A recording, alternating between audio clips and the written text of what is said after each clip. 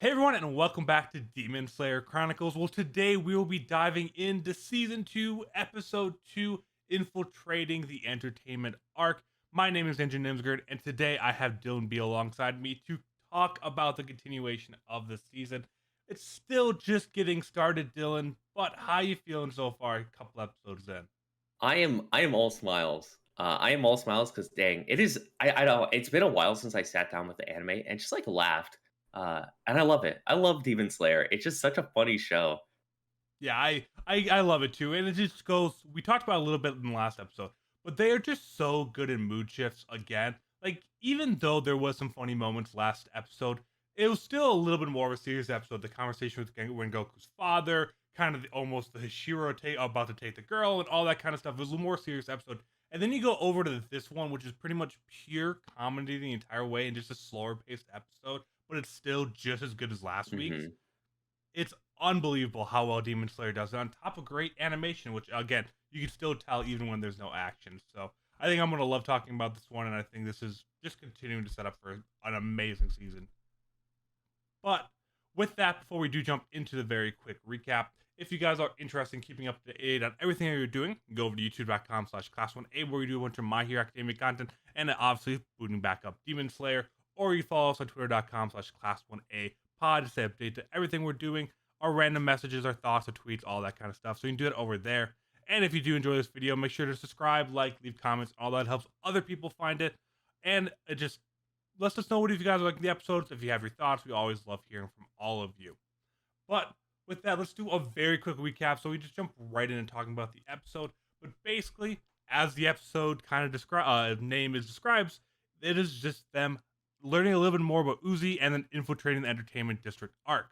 So pretty much it opens up with the three boys and Uzi, uh, just talking, trying to get to know each other a little bit better. We learn that he has three different wives, which immediately sets Zenitsu down the wrong path, pretty much setting up a rivalry between them in a lighthearted way, but him not understanding that all three of them can. We learned that he was a previous shinobi. We learned just very little bit about his background, but still, we don't learn much beyond that he loves to say flashy a lot.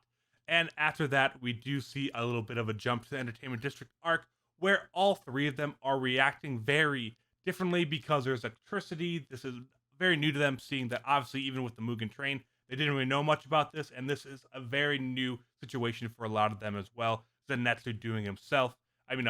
Inosuke doing himself, running around, charging around, yelling at everything. But the most important part that why all three of them are doing this is that they are dressed up as girls because the infiltration plan is going to be putting each of the three of them in a different one of the prostitute's house, right, Dylan? That's just Yep. basically what these are. Just wanted to make sure before I said that. To kind of go undercover because his three wives have not been heard from in weeks now. So it is their job to go into the three houses or nearby houses where they're everything kind of get them into, and get as much information as you can on the demon in the area and to find his wives. Well, it's not as easy as you thought it would be to pretty much give away three girls to prostitute houses when they're guys and they are not very good looking at all. So it leads to a bunch of whole different unique situations that we're kind of talking about, which each of the three have their own little kind of gimmick of why it's hard for them to get into it. But it's not a very action-packed episode, Dylan. That's pretty much all that happens there. All three of them gets placed in houses. They all have their little moment, and then we kind of wrap up the episode. But And we what get did the teaser at the end. I think the teaser, the setup of the demon at the end is a little bit important. At least where we start seeing some of his wives and kind of like what their current state is, like at Oh, least that's being right. trapped. We do get a cut shot of all three of them kind of being tied up a little bit by this rope-like material. But it's a slower episode. I think we kind of start off early on. I mean, anything that we learned about Zui earlier on in this episode that really stuck out to you, or is it still we just don't know much about this character yet? We Shinobi, three wives, flashy. I think that's really still all we know about him at this point. Is he growing on you at all? Yeah, I don't know. I kind of like it. There's like this weird appeal of his character that like he's like this giant ninja essentially, and he walks around. And apparently, he has like three ninja wives, which is like I don't know. Conceptually, it's sick. I Yeah. like it. Yeah, I'm continuing to love everything about him. I think it's still not much character development for him. I mean, you kind of have him butting heads with Zenitsu. You kind of have him kind of making them all bow down to him and stuff like that every so often. Like his character's definitely coming through, but it doesn't feel like there's much behind it yet. But obviously, I think as we get closer to his wives, kind of seeing what's happening with them, saving them, and things such as that, I think is where we're going to learn more about his character, and that's when I really kind of save my judgment for. Because right now, he is just a plot moving device rather than a fully fleshed out character. I will say I really like how he interacts with the main three though. I think that like dynamic already is set up to be really good. I what I think is super interesting about Demon Slayer is whenever they introduce a character, they're able to do like three very quick interactions with each of our main three characters just to show like their relationships. Mm, They've done this with like almost every character we've been introduced to so far. Like Rengoku had his like own like interactions of like literally it's like the first 2 minutes of any time with this character it's like a, interaction just to see how that dynamic yep. is, and they're all like three mini scenes back to back, and I know I love them, like talking about both of them being like different gods. He's like, I'm the god of the mountain, like kind of like recognizing his own godhood was it's just very funny. I love how they have those like micro moments with the Yeah. Hashira constantly.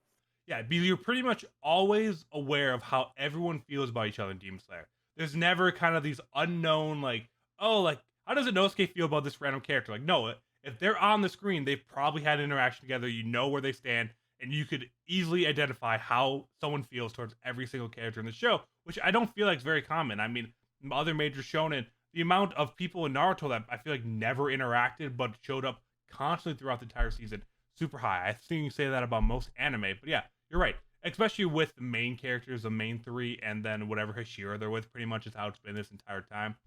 Is the most prevalent of where you can see this. But even with all the girls at the Butterfly Mansion, he had his own interaction with all of them. They all had feelings Hmm. towards each of the different characters, which is incredible. And I think that's what's going to make this even more, because I think that'll happen even with the demons too. As all four of these are around, they're all going to have different interactions with the demons in this arc and the kind of entertainment district, and it's going to make it even better. And the wives being in there, so they kind of had that dynamic there, which I'm having a feeling that the three wives might kind of match up to the three personalities of the three boys again, so you could have more fun interactions there too. Hmm. So they're just setting up for a lot of great character interaction. So what I actually also noticed about Demon Slayer, I did this is becoming a little bit of a meta talk, but like I Yeah, feel like this episode showcased a lot of meta things that Demon Slayer does. Um, that even if it's a quote unquote solo episode of where there's not a lot of action happening, there's a lot happening still. yes, So if you go to a normal shonen, My Hero being a really good example for us because we talk about it all the time, you'll have scenes of where like a character will be like kind of thinking, and like you'll have like silence. There will be moments of silence where they let you just sit with the scene. They don't do that in Demon Slayer. no, It is like constantly like a thing is happening on the screen and it's flashy. It might be comedy, it might be action. There's something on the screen, it's flashing. Characters are saying something, they're yelling something, there's movement. There's constantly something happening on the screen. And not only that, it doesn't linger on scenes either. They like throw you between all these different scenes. It's like, all right, with the Nosuke, whatever's going on in that house. If we're going to Zenitsu playing some instruments. Now we're whipping all the way to Tanjiro, actually going for some main plot stuff. Like it whips you around, and you're constantly seeing stuff. So like yep, it is a slower episode, but like they jam everything in there possible. It's wild because a lot of anime uses like tricks, so to speak, to like cut down on how much they have to animate. So a lot of this is like you see someone running, they'll loop the background or whatever, like those little like animation tricks. I feel like it's so hard to do in Demon Slayer because you're constantly having new stuff on the screen, yeah. which I don't know. It is exciting. Like Demon Slayer is exciting to every sense. Like you're constantly hearing something, seeing something. It's I don't know. It's super cool, and it's something I definitely noticed in this episode because I was having that same feeling of like, oh, we're not driving the main plot a lot, but like there's a lot going on still. Yeah, and I mean, I guess you can. I mean, we'll talk about in a second, like how each character interaction, but I guess get them into. I mean, this whole episode was infiltrating the entertainment district arc, and Zui even kind of said like, hey, you're not gonna be able to do much kind of the guys on the outside, so that's why they dressed them up as girls and kind of put them on the inside because that's where they think the demons in one of the houses. So it is still progressing the plot forward. We're talking about it's moving slow. We're doing better talk because there's not a ton to actually really dive into, but everything here is setting up super important things, as you kind of saw even at the end of the episode, is that, oh, his wives are kind of tied up. They're in a bad situation. So clearly he's onto something. So clearly them being in the houses is going to lead to that confrontation. So again, it is moving the plot forward, even though it doesn't feel like it did much. But Mhm. I think we kind of use that chance to talk about. So obviously, all three did get placed in houses. I think we Yeah. kind of go through the interaction of each one and kind of how that went along. And I think since Tanjiro went first, we can kind of give away Tanjiro and just kind of his overall experience. And Well, it's go on. what was Tanjiro's, his name? What was the name that they chose for him? Oh shit! I should have these by on hand. They're just all horrible names. Yeah, no, I really like it because I think Inosuke stand out the most because uh, like that that part of the name, like Osuke, is like a very masculine thing, like Josuke, right? Like usually you do like a something ske, and then it's like a very masculine. And I think all of these they just basically took their names and just did like a ko at Oh, the end. it's Sumiko, uh, Samiko, yeah. Inko, and Zenko. Yeah, really, really funny, stupid name changes. But I like Tanjiro's because when he infiltrated, they didn't try to put up this like fake facade of like he's gonna be able to pass the whole time of being like this beautiful woman or anything.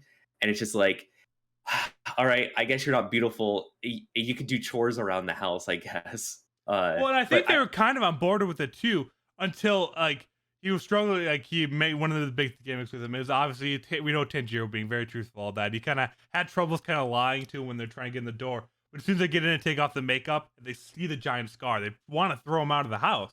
Uh, but then they end up saying, no, you just go kind of the homework, the cleaning duty and all that kind of stuff. mhm, But yeah, but I don't know. I really like that dynamic of just like Tanjiro being the one to like, yeah, he's just around the house, wherever, so he's gonna kind of start unraveling some of those secrets.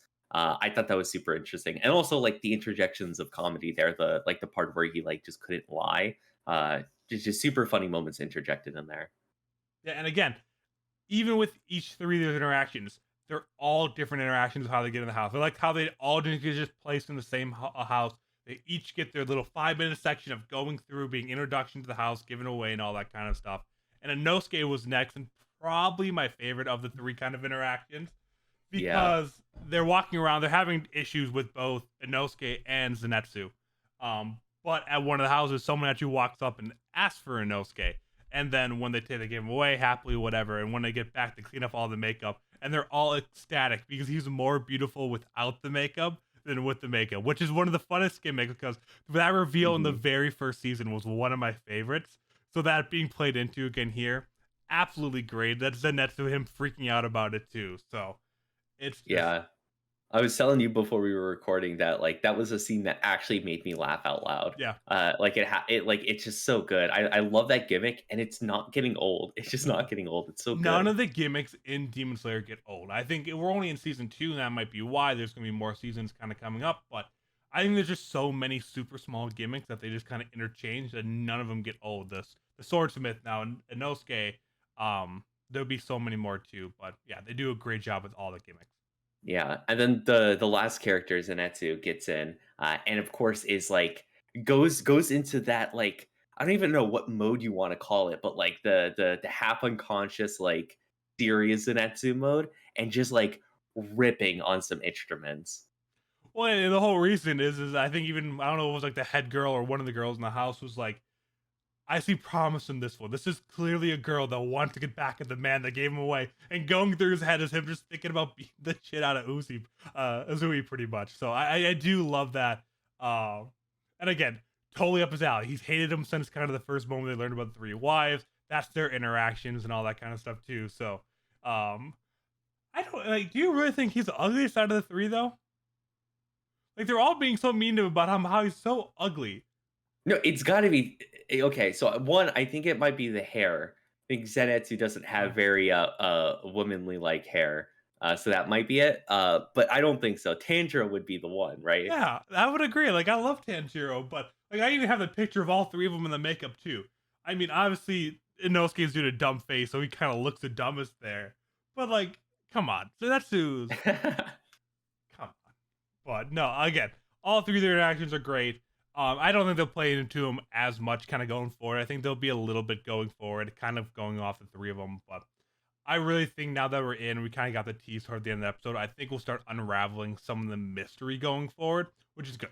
We had Mhm. the serious, we had kind of the setup, we had a fun comedy episode, getting everyone kind of introduced, character interaction, setting up the background, and now we're gonna go start going forward. Because I think this is only 12 episodes, 13 episodes of this kind of arc since we had the Mugen Train arc beforehand. So we don't have a ton of time. We're 2 episodes in already, and we need to start unraveling some of the mysteries. So, Mhm. and we know Demon Slayer is that they do amazing animation on the fights.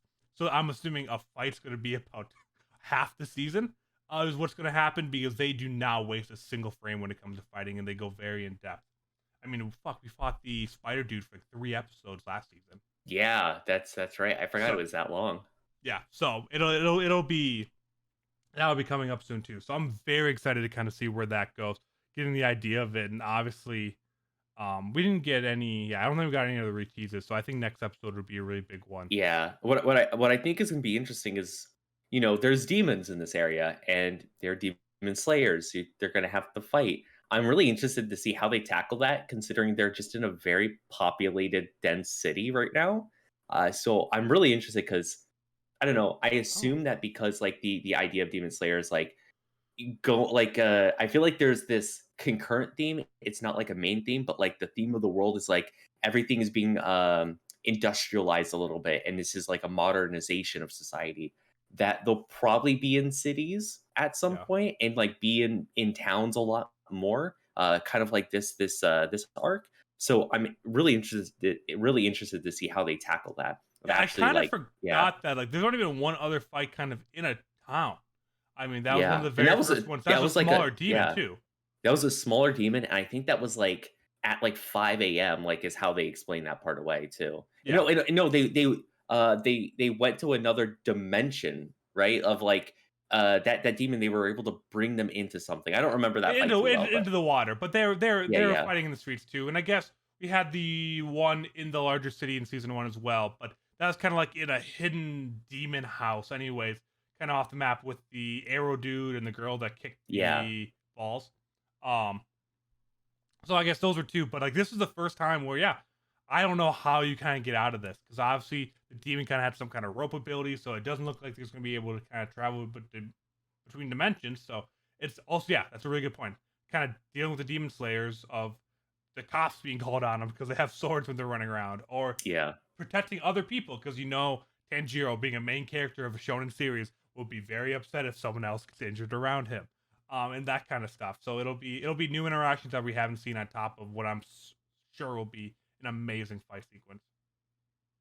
But anything else from this episode? I mean, I really think that kind of hits a lot of the big things. I think next episode, as we start learning more about the demons, the situation, we'll have a lot more to talk about. But right now, things are set up. Now it's time to get going. I think is really kind of where we're Yeah. sitting. Yeah. I'm good with this episode. I'm excited for the next one. Yeah. So with that though, before we do wrap up, as always, you have one very special segment, which will be Taisho Secrets. What do you Yep. got for us today, Dylan? So here is a Taisho era secret. So disclaimer, big disclaimer before we go into this. We're going to be talking about prostitution, specifically around this time. So disclaimer, a lot of these women were slaves, sex slaves at that. And all of this is very, very bad. This was the past though. And a lot of these things were abject, terrible things that went on. We're going to focus more around the meta of this. We're not glorifying or anything. In addition, all of this info is just me doing really quick surface level research on English websites. So it's not meant to be super hard and fast truths. It's just kind of some interesting things I uncovered that is, kind of related to the episode that we just watched. So with all of that being in mind, let's talk about these courtesans. So courtesans in this area are really interesting because this area is based on Yoshiwara, which is in Tokyo. It was set up originally in Edo, which Edo was like pre-Tokyo, if you want to think about it that way. But essentially, this area was set up because the emperor was like, "Hey, people really like these, sex workers. They love them, and we can't get rid of them. So instead of outlawing it, why don't we just put it in a special zone so that way we know what's going on with prostitution in Japan?" So they did that, and that is what the entertainment district is. It is literally a district set up specifically for prostitution. Now, the interesting thing here is that these courtesans, there's like different types. So the ones that we see mostly are focused kind of on both. prostitution and entertainment. So literally they entertain like every aspect of folks. And it's not folks going up and buying them. It's actually them approaching their own clients. So that's why they kind of approach Zenitsu that way. They're like, "Oh, hey, what's up? Come over here," because they pick out the clients rather than the reverse. If it's the reverse of a client picking out a sex worker, they're usually like a lower rung prostitute. These are just like straight up like you go up, it's just a prostitute. The ones that we see here, the courtesans are a lot. I don't want to say a lot more cultured, but literally they are cultured as in they know how to play instruments, which is why we saw Zenitsu playing that. Mm. They learn a lot of the arts, so that way when they spend time with someone, like I said, they literally entertain them in every single way. And above that, there is another type that you probably have heard the name of, and that is the geisha. These women that we see are not geisha. Geisha are focused on just the entertainment aspect. Now, they definitely did have sex with their clients, but that was not the focus, and that wasn't like the obvious thing that was going on. It was like we were really focused on entertaining, and this is just a little bit of a side thing. Hmm. So that is a quick rundown of all of it. And the most interesting part is the highest ranking of these courtesans that we see here. So like we're in the room with Tanjiro and that woman came in. The highest ranking, like her, they don't do prostitution. They just like hang out and entertain. They are literally like they because they are so high ranked, they are literally above that. There's a lot of other stuff. I would highly recommend just doing some research. It's like super interesting because there's like more that goes into like how the dynamic is of like buying some of these women like permanently and like how that relates to society and high society and actually like marrying them. There's like crazy stuff that goes on and like weird like nuances of like when you buy one permanently, you don't buy multiple of them because you're like kind of committed to just having like one courtesan to yourself. Like it's wild. There's definitely a lot. I would highly recommend doing a little bit more research onto it. Ancient Japan was wild. Yeah. I guess I'm sure that happened everywhere. Let's be honest. That's it's what we're doing research on it here. But which of the three do you think would be the most likely to get hired in any of the ways first? Oh, Inosuke. I agree. Inosuke, obviously. I I don't think it would happen, but I would love to see. Just give me a 10-minute segment in one of these episodes of someone actually hiring a Nosuke and having to go there and kind of deal with how to go around all of it. That would make my day. No, the scene writes itself, right? Of where like the person's like, "Wow, she's so beautiful." Picks a Nosuke, and Nosuke like is with this person, and they're like drinking or eating a bunch of food, and of course, Inosuke's like probably like like shoveling it all in his mouth, and the clients are like, "Wow, a woman who really knows how to eat or whatever," and is like still like enamored by it. Like the scene writes itself. And then yeah, entertain me, like tell me a story or something. And then he just goes on talking about King of the Mountain or something like that. Yeah. You can just write all of it, and then eventually he starts to realize it, and he just bursts through the door and runs away, like or something kind of like that. Mhm. And then he's like, "Oh, she's hard to get too." Like you can just literally write the entire scene there, and Yes. it would be great. But all right, I think that's all we have for this week's episode of Demon Slayer Chronicles. Thank you all so much for joining in. We'll be back with episode 3 in about 2 weeks, so make sure to tune that in. Otherwise, check out all the other My Hero Academia content we do over on the Class 1A podcast as well. But thank you so much for listening, and see you all next time.